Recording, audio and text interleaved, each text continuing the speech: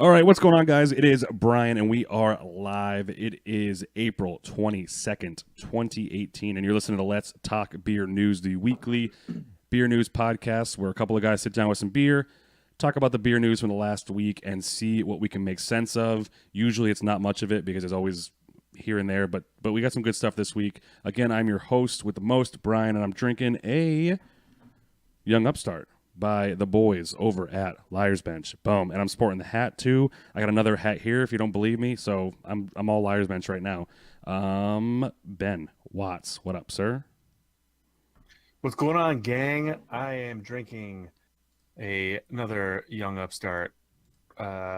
These young kids on the block, Jack's Abbey. House lager, Yeah. The best deal in beer, as far as I'm concerned. $9.99 for a 6-pack of Tall Boys. Unbelievable. Delicious lager. Loving it. What a deal. What's going on, Jeff? Not much. I am just sipping on a peak spring IPA that somebody left in my fridge. Amazing. Thank you for leaving it in the fridge, friend of Jeff. Yeah, exactly. We almost had two lagers on the show because I have the Bissell lager in my fridge downstairs, but I was like, no, you know what? It's Liar's Bench time, baby. But yeah, so what the show's about, on every Sunday we get together and talk about the top 5 beer news of the week. And this week, much like all the other weeks, we have some good ones. And we have some some special announcements. But this week we're going to be talking about Deschutes doing some right sizing, some plans to readjust some of their business model. There's another beer lawsuit. We can't go another week without someone suing someone, so we're going to talk about that. New Realm, the Mitch Steele brewery down in Atlanta, it made some interesting purchases over the last week and a half, so we're going to talk about that. For those that like Cantillon, there's some interesting news about one of their beers that Ben will break the news about, and we are going to talk about National Homebrew Day, which is coming up. Let's kick it off with some Deschutes. Can I trust that you guys had some Deschutes beer before? I have. I've been to their facility in Portland as well. Nice, Ben. I Deschutes. think I've only had Abyss. And wait, what's the one where it was like we were before we started the podcast, we were talking about happy accidents, and they had one. It's like a winter one or something. They had somebody broke into the brewery and took a keg, and they couldn't carry the keg, so they dropped it in the snow. Ooh. And half of it froze, and then they poured it out. I don't remember that story at all. I'll have to look up on the side. I'll look. Yeah, you look it up. Yeah, I'll look it up. All right, so Jeff, tell us about Deschutes and what the heck they're doing over here in Roanoke. So they announced this week that they had or they are nearing the completion of a land purchase for their new East Coast brewery. This has sort of been a long journey for them. It was previously announced in 2016 that they would be expanding, and they were expected to produce 150,000 barrels initially when they opened. That was going to be part of a deal that would have forgiven them the price of the land purchase in increments of 20% over 5 years, as long as they employed 70 people, invested $55 million in the area, and were selling beer from the facility by June 1st, 2021. They are apparently a little concerned about some of those terms and have decided to right-size their plans, and as part of that are actually purchasing the land outright in cash for $3.2 million, so that they are not necessarily held to those requirements. All right. CEO Michael Lalonde announced that this is something they're doing to show that they are still committed to Roanoke. And that they still have plans. This is not abandoning plans. A quote from him is that they may act with adjustments of our own with regard to the scale and timing. So by buying this outright in cash, it shows they're financially stable, committed to the area, but not being held to the timeline and the number of people and the money investment as well. And this comes on the heels of them announcing that they saw a single-digit dip in sales last year for the first time ever. And this is still, and this might not be a big reaction to what we've been talking about the past couple of weeks with the whole green flash thing, but with the Deschutes, they're definitely not a name brand around here much. They're much more obviously West Coast. Maybe they saw that and kind of took a closer look into these things, but it would still be nice to see some Deschutes here. They have some great beer. But I wonder if this was just kind of a little like they looked at Smutty Nose and they looked at Green Flash and kind of just said, okay, let's figure this out. Like, no need to jump into something if we can't. So. Yeah. I mean, obviously they were expecting to be producing 150,000 barrels out of the facility, which I think originally talked about opening in 2019. And I think they were probably looking at the amount of money they were going to have to spend and the timeline to have to do it, and said, why would we sign up for that? But I think just completely backing out probably would not have helped the people's perception of their health and stability. So, I mean, 3.2 million is a lot of coin, for them to just lay out, especially in cash, when I'm sure there's plenty of other ways they could invest that into actually brewing more beer or brewing better beer or doing something that is going to actually make them money. This is essentially 3.2 million that isn't going to make them any money. It's going to cost them money in the upfront. So I think that's a good sign. I think it's smart that they're doing this. I wonder if they had ever, gone and talked to, Smutty Nose and said, would you have done something different 3 or 4 years ago and been in the position to do that themselves? And now they're doing it. So I think it's a good thing. I think Deschutes makes good beer. It'll be nice to get some out here eventually. But if it takes several more years, I'm okay with that. Do you guys think that smaller breweries looking to go big, not at this scale, obviously, but do you think a lot of smaller breweries should be paying attention to stuff like this? Like where the big guys are kind of, I say big, I mean, the bigger long-time brands are kind of starting to make sure they're sizing it right. Do you guys think they should at least be taking a look at this stuff? Yeah, I mean the bigger guys have more to lose, right? So they got to play it a little bit safer. The expansion that they're talking about is, multiple times the size of a smaller brewery. Thinking about expanding into from one a little tap room and breaking down the wall and expanding into the next room. But I think it's all par for the course. I think it's all you see who's blazed the trail before you and follow their mistakes and successes. So yeah, and so I guess the answer is yes. I think it is good to see what people are doing and learn from their successes or failures. But I mean, this market changes week to week, so it's hard to say that what somebody does today and that works is going to work for you a year from now. Yeah, I would agree. I think also it would be interesting to see how much the banks and lenders that these breweries are getting their money from may be influencing some of these. I feel like in the past several years, all you had to do was maybe brew a couple of good beers and get some big name recognition, and you could go to a bank and they would just let you back a truck up and take money away. I would imagine that that's getting harder and harder now, especially as you see, banks driving some of these foreclosure sales or some of these changes. So these breweries may find it hard to be able to grow with the speed they've grown, because the money is going to start to dry up. I bet people that have money that lend it to make money learn quickly. And this won't be we're actually going to be talking about Virginia again in a couple items. So Virginia might be the new hotspot, which is very interesting. Coming up, and just a quick aside, I'll be going to the Beer Bloggers Conference, which is in Virginia in August. So Virginia could be the next what do you call it? North Carolina. What's that place? What's Asheville? Asheville. There it is. All right, let's get over to Knee Deep. I've had Hey, I found a story. I mean, adjust your earbuds, everybody. Just dial down that volume, and then, all right, Ben, hit us up with the keg in the snow situation. So Deschutes has an annual winter ale called Jubilee Ale that they do every winter, and then this is back in 2010. This is from their press release. So it's called Deschutes Jubel 2010. This Super Jubel wasn't discovered by accident. This Super Jubel was discovered by accident 2 decades ago when a clumsy burger didn't realize the weight of his stolen keg of Jubilee Ale. He dropped it outside to freeze in the season's sub-zero temperatures, only to be discovered the next morning by Gary Fish, Deschutes brewery owner. More than half the liquid in the keg was frozen, and the remaining beer was very cold, highly concentrated Jubilee Ale on steroids. It was so good that the brewer set about recreating it, coming up with an annual Super Jubel that is aged on oak barrels. This was the 2010 release that a friend who lived in Washington State at the time had sent to me. That's awesome. Happy accident. unlike when we were talking about before the Yes, show. yeah, But good things do come from having your brewery robbed. yeah. All right, let's get back to it. Speaking about not robbing, but maybe stealing something. I have definitely had this beer before, and obviously it was it's interesting. Obviously, Breaking Bud we're talking about. Knee Deep Brewing Company got a beer called Breaking Bud. Looks like it may have caught up to him, Ben. Yeah, so I personally haven't had this, but this is Knee Deep out of California. They are being sued by Sony Pictures over their Breaking Bad inspired or parodied beer.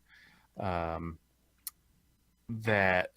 I'm trying to think. It doesn't say what exactly the suit is or what Sony is claiming here, but the story is more about how they've had this beer out for a while, and it's probably their best seller.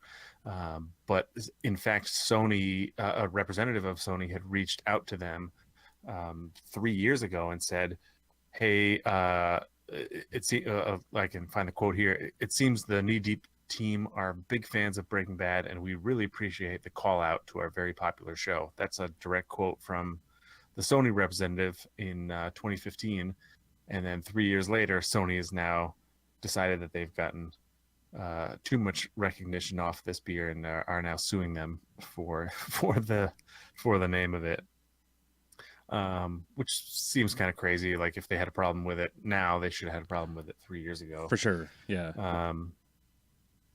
Yeah, I mean, I feel like when you're mass producing a beer, we've got Seven Settlement locally, who is skirting a lot of copyright lines with some Simpsons referencing.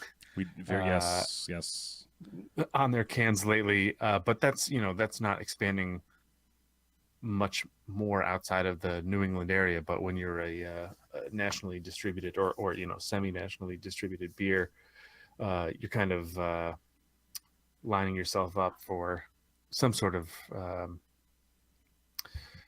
pushback as you start to get more successful, and it looks like they're just kind of like poking the bear here with this story. Just goes on to show that they have another beer out that's just been label approved, called RU Deep 2, which is a double imperial IPA, with clearly a reference to Star Wars in the artwork, and you can also see that there's like an R2D2, just the top of an R2D2 poking out at the bottom of the label. So right. Surely they're just inviting some sort of controversy. Yeah, I mean, and furthermore on this one too. And it's crazy, like they can't help themselves. So either they have a good lawyer and they know how to fight this, because why would you even try this if it's going to be kind of a put out there for people to get? You would need to have something ready to go to fight this. I don't know. Yeah. Also, unless Jeff, you're just counting on the.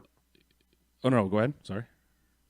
I was just gonna say, unless you're counting on this making headlines, and then exactly. I mean that label alone. I mean the label for Breaking Bud is for sure inviting people to say, oh, it's and it's the same font, it's whatever. But Jeff and I are we're thinking. That was going to be my comment. It's like, it's one thing to take a name and honor something that you like, or do some sort of tongue-in-cheek thing. But I mean, that's pretty much ripping off the logo. And I did just go back and compare the fonts, and the font is pretty much dead on. And you can't steal the logo and the name and not expect to get some interest. Yeah, right. It's dumb. I mean, and it's the title of the show too. It's not like they did like Heisenbud or something like that. That's a little beer. bit. That's our beer. And on the bottom of the can it says "Say My Name." It's a whole thing. But obviously, RU Deep 2 stands for 2 rack units deep, right, Jeff, in the networking world. So should be fine. Yes. Yeah.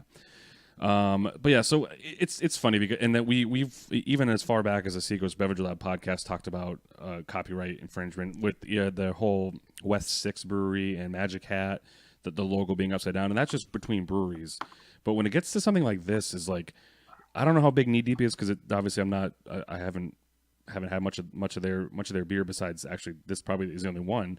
But do they have enough money to fight whatever the hell this is? Or I mean, is the beer any good? All I remember is having it because of the name of the beer. I don't remember if it was good or not. but maybe they won in that case for me. I don't know. Final thoughts on Breaking Bud? Yeah, take it. Well, it's only Sony's got more money. Yeah, Sony got more money, and then this beer is only good for 5 seasons, so it's fine. Let's get to the next article real quick. New Realm, we talked about them a couple weeks ago, how they're officially open. Mitch Steele's brewery down in Atlanta, Georgia is open. We just talked about Virginia. Jeff tied it all together. So sort of in the exact opposite of what we were just talking about, breweries slowing down expansion, we have New Realm of Atlanta. Again, Mitch Steele's new brewery, as Brian mentioned, is buying Green Flash's equipment that they no longer own out of their Virginia Beach brewery. I've read a few different things. Some say there's no firm plans for locating the equipment, and that it implies that it was probably going to find its way back to Atlanta. But then there are some other references that are popping up that it may stay right where it is, and they may be taking over the location as well. So this is going to be one we're gonna want to follow. Just sort of some reference numbers here. The New Realm's current facility is about 20,000 square feet and runs a 20-barrel system. This new location is 58,000 square feet and runs a 50-barrel system. So I'm not good at math, but that is significantly bigger, and it strikes me as a potential move to distribute much wider, because my understanding right now is New Realm's pretty much limited in the Atlanta area in general. And so this could be a bigger push. Obviously, Mitch Steele knows what he's doing. He's got some name recognition, and there's been nothing but good things we've heard about New Realm. So this will be one to follow, since we don't really know the exact extent of it yet. Yeah, and I'd say it's tough. It's always tough when you hear a new brewery that just opened up is already looking to expand. We've seen that kind of thing happen a lot around here with these breweries that start small get big, but geez, they haven't been open. So I think they opened in October. I forget when exactly New Realm actually put out their first beer. But so it wasn't that long ago. But you would, with a name like Mitch Steele, obviously, as you said, Jeff, he's got his finger on the pulse, knows what he's talking about. Probably knows some people as well. But maybe this would be like you said, a pretty awesome distribution arm for him. And it'd be awesome to try some of that beer. But I'm always hesitant when seeing something like immediately expanding. But he's got to know what he's doing. Mm-hmm. Famous last words, Ben? Yeah, I mean, obviously, they got to have some money for this, so we'll see. Yeah, same thing with the other story. It's like, it's a risky time for a huge expansion like this. But, it's a guy that, knows what he's doing, like you said. And, maybe he's got his finger on the pulse for something else that, he's... I'm sure he's looked at all the angles and all that, so maybe it'll work out just fine. And look at that logo though. If you're watching the video on Facebook or YouTube, look at that logo on New Realm. It's pretty badass. So it's a good logo. Yep. So I'll buy the beer just because of the logo. No, I'm just kidding. Because of Mitch Steele. So 2 years ago tomorrow, I was at this brewery, and all of a sudden they have a grape shortage. Ben, huh? What's going on with Cantillon? Oh, the loons. Yep. What do we got going on? So Cantillon, everybody's favorite whale, is just kind of responding to the issue with Europe's grape crops this year, or 2017. Different regions of Europe were affected, and as a result, Cantillon has only been able to produce 25% of their typical annual production of the Saint Lamvinus. So they only have a couple bottles to sell, a handful, 1,500 sets, I believe, is the total. But it's only going to be available at the brewery, and you have to buy them in advance. So anybody that's making a trip to Belgium in the near future, ISO, maybe that's something you're gonna want to check out. I mean, that certainly ups the ante on your trade value. Totally. You go to Belgium it's gonna be like, I mean, it's probably gonna be the same beer, but it's gonna be, this one was the one they brewed less of. It's crazy, and it's for the price of €50 a piece. Oh no, for the trio. But yeah, got to pick it up from Yeah, the thing.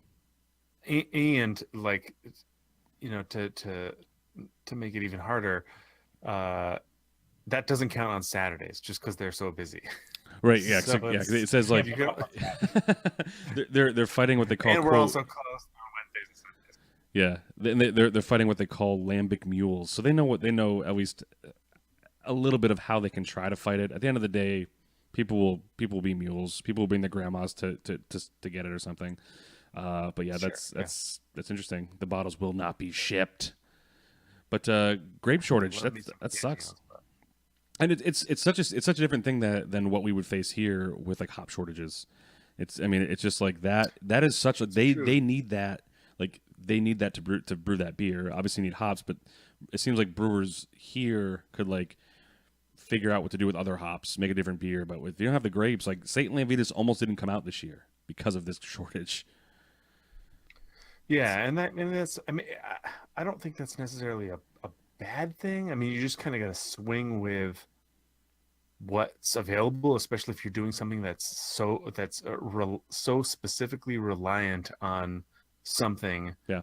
that could go either way. You know what I mean? But you know, even with the trade value or just the value of enjoying it on your own, it's like, wow, this is even more rare than it normally is now because there's so little of it being produced. But you know, if you're not looking to get like 80 cases of Dark Lord or whatever the fuck it is, Yep. In exchange for your one bottle of this, you know, just like enjoy it and you know, appreciate you know how it was made and where it came from. Yep.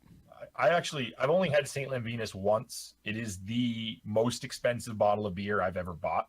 I bought a bottle at Ebenezer's that may or may not have arrived in official channels. Let's put it that way. I don't like this. And irrespective of the size of the bottle, it was the most expensive bottle I've ever bought. But it's really good. It's one of my favorite beers. So I was actually quite disappointed to see this. I follow their Facebook page pretty closely, and I actually get notifications from it. Not that I'm, you know, a regular in Belgium or anything like that, but I'm just curious to see what's going on. And when I got that notification last week, I was pretty disappointed because obviously it means it's going to be that much harder to ever find ever, because that's one of the few that I've you rarely see anywhere. You know, you have to go to the right place that has a connection. So I bet you even harder. There will be someone that will offer it for one can of Treehouse, just because of how ridiculous the trade how ridiculous the trade scene is. And this is gonna be a quick side rant, then we'll get to the last story. But I remember when Ben and I set up a trade, one of our first trades, and it ended up being our last. We sent someone the best of Maine. I think we threw a dinner in there. We had a Treehouse or like whoever we had, like some really good local stuff. We got back like Sierra Nevada, like pale, like it was something that we could. It was like 3 bottles that we could have gotten in Massachusetts. Like it's trading is such a weird business unless you know exactly what you're sending and what you're getting. The surprise trade we did was rough, and I can only imagine like someone would send someone so much for this Cantillon, but all they want is really like a can of Treehouse or Trillium. But it's kind of the state we're in.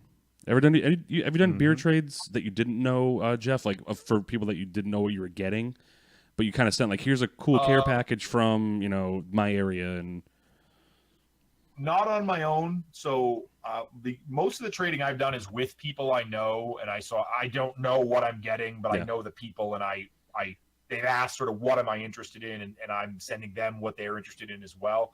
I have gone in on trades with people where I'm put in a bottle of something with the expectation to get something back from the trade, and it's been okay, but I've never blindly traded on my own. Yeah, it's obviously different for everybody, but just like, man, like when we had two bottles, we're like, wait, we can just go. We can just go to Amesbury to get these 2 bottles. Like you don't have to send it from California or whatever. But that's what you get for trading. And in your Treehouse update, there's the max load recently. My dad said he went there. Was if you get the max load, $800. Boom. No way. Yep. There's no way I'd spend that much. Yep. Money. And people do, and there were hand trucks and everything, like out the door. No big deal. No. That's ridiculous. That is. I don't normally swear, but that's fucking ridiculous. I would rather make my own beer, which segues right into our next thing. Cinco de Mayo is a day we'll celebrate. I know Jeff will be out there with the taco sombrero on. Also, Derby Day. Chips up. It's the Kentucky Derby that day. It's a big day. Is it always the same day, or is it just like the first Saturday? Well, this is how it falls sometimes. Oh man, so we got Cinco de Mayo, we got Derby Day, and so you gotta have your mojitos and your margaritas. Is it mojitos? No. What do they have there? Juleps. I think it's juleps. Mint juleps. I got my drinks mixed up. So you can have those two, but also you can make your own beer because May 5th is American Homebrewers Association 40th anniversary of National Homebrew Day.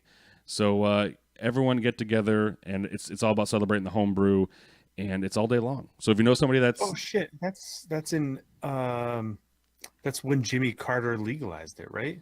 Is that the anniversary? 40 years would be about right, I think. Yeah. There are over 1.1 million homebrewers in the U.S., 40% of which started homebrewing only within the last 4 years, because I think Alabama and Mississippi were trailing up some of the end. But in 1988, May 7th was announced before Congress as National Homebrew Day. So the AHA created Big Brew, held each year, first Saturday of May, and it's coming up. So it's pretty awesome. I am excited to announce, I told Ben before the show, but I will be homebrewing for the first time for God knows how many years this on that day. I have the equipment that's Frankenstein from other people, Ben included, and I'll be homebrewing on that day, and it'll be a saison recipe. Will be announced when we make it. So come one, come all. Thanks for the invite. No, this allow me to invite you right now. This is the invite. No, okay. yeah, there will be a Facebook invite coming out for those that want to join in on the fun. We're homebrewing a saison. But check out, and also in doing that, check out your local homebrew shops, your A&G homebrew supplies, your Eastern's not around anymore, but it was a good homebrew shop, which now houses Garrison City. So if anything's better, but go pay extra homage to the local shops in your area, because they're fighting a good fight right there. There's so much good stuff, and go check it out. Jeff, I know you were and you can still be, but you were at one time a big home brewer. Well, no, I wouldn't say big one. I have brewed. I not as big as I should have been, and all my homebrewing equipment is in Chuck's garage right now. Gotcha. So, okay. Except for my homebrewing shirt that I had made. So perfect. Maybe I'll put that on and come over to the house and help you out. Oh yeah, I'm with homebrewer, and just points to someone else. I guess it's pretty much. It basically says I make liquid bread, because that's nice. about the best I can do. Nice. And Ben, obviously we brewed a beer, and you've brewed beer obviously before. So psyched about this homebrew day, or what? Heck yeah, I'll come over and check this out. And big shout outs to the Smiths, though. The Smith brothers, my God. Ben has these friends that may as well be brewing for New Realm right now. That just are. It's stupid that they haven't opened their own shop yet. It's crazy. So Andy and Matt, get in there, start it up. But that's gonna do it. Again, May 5th, National Homebrewers Day. If you brew something, and give us a shout out on the Instagram, and we will for sure forward it along to our 7 followers. So send us if you're homebrewing on National Homebrew Day, send us your stuff, and we'll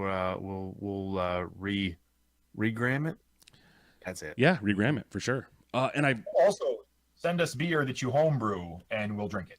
Yeah. And is that illegal? Can you ask people to do that, or no? Breaking any laws? We're all send us beer. We'll drink it. We're all friends here, and I didn't have it ready, and it's the book is downstairs. But Josh Bernstein came out with a book that came out this past Tuesday, called The Homebrewers something. How do you guys want to fill time? Hey, Jeff, what do you got going on the next week? Mostly working, actually. Don't have any brewery stuff on the calendar right now, although Ashley and I have committed that we are going to go to Treehouse, even though I've been had an aversion to standing in line and that kind of stuff. That's fine. We've made it in the coming weeks. We are going to do that. So that's what I'm doing, is trying to figure out what day that's going to be. Cool. Ben, what do you got going on the next week or so? Nothing. Cool. Thanks for cutting that. No, so why is it not King here? of the time, Phil? Oh no, it does not showing. Oh, Homebrew World came out Tuesday, and it is right now it's $20 on Amazon. It's a large hardcover book. I strongly suggest getting it. It is basically a compendium of stories of separate of different homebrewers around the world, and with each one of those stories comes a recipe that they gave to Josh as well, and it's spurred from Josh was on the Seacoast Beverage Lab podcast years ago, and when he first got started, he went out and did bike tours of people's homebrew, like people's apartments where they homebrewed in Brooklyn, and he tells some of the stories of that, and actually some of the actual big breweries that started from those homebrewers he visited. So check that out; it is pretty rad, and his books are always awesome. So shout out to Josh Bernstein. Absolutely. But that's going to do it for the Let's Talk Beer podcast for Sunday, April 22nd. I got nothing going on the next week. Some stuff happening here and there. Actually, one thing we do have to do, Brian, is we have those beers. We need to do that side by side in a podcast. Fact. Special surprise ones. Let's make it happen soon. Here for another show. Yes. Maybe next weekend. Maybe that'd be awesome. Next week would be great. Or we could do it on Homebrew Day. Boom. Do it on Homebrew. Hey, I mean, if you're fine with is it still gonna be fresh by then by the kids standards? I mean, they're about a month old. That's fine. Then it's fine. Yeah, after a month, it's gonna be the same for. They're the same age. They're within 2 days of each other, though, so they'll have aged together. The same. Okay, done. So yeah, Homebrew Day, and if that's the case, if I'll have some people over, we might just do a little live stream of the brew day, some live Q&A, have it running, and we'll come by and look at some stuff. We'll figure some stuff out, but. We'll do that, and then always send us suggestions for stuff. If you see a news thing that we didn't see this week, let us know. We can talk about it next week. But yeah, Let's Talk Beer is the name of the website, and it's all on Instagram and all that stuff. So Ben, Jeff, I will talk to you guys very soon, and everyone else, cheers. Cheers. And go homebrew. Don't stand in line for a beer.